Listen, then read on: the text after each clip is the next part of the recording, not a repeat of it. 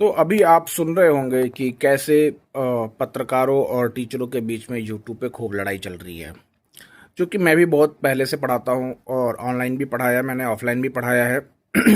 कोई भी टीचर जो होता है वो सिंपल नहीं होता है, उसके पास कहीं ना कहीं ज्ञान होता है और वो बच्चों को पढ़ाता है।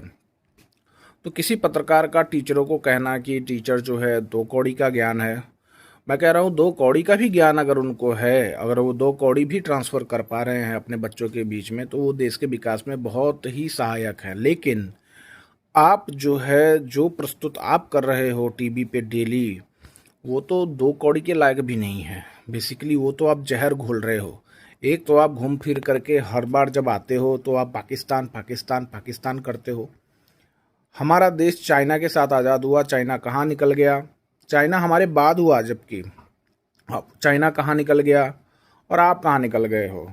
आप अपनी तुलना सिर्फ पाकिस्तान से करते हो।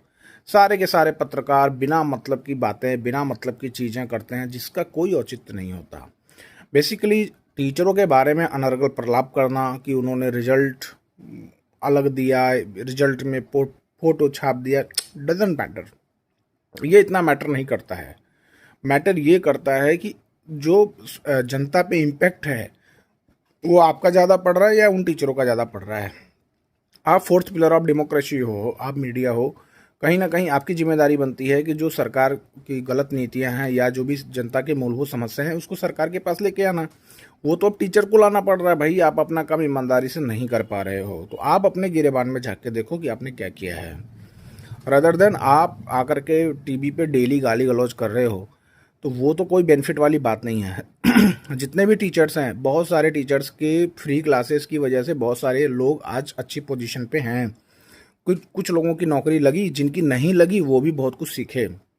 तो आप ये नहीं कह सकते कि उनका ज्ञान दो कौड़ी का है। ये बात आप बहुत बिल्कुल ही गलत है, निराधार है।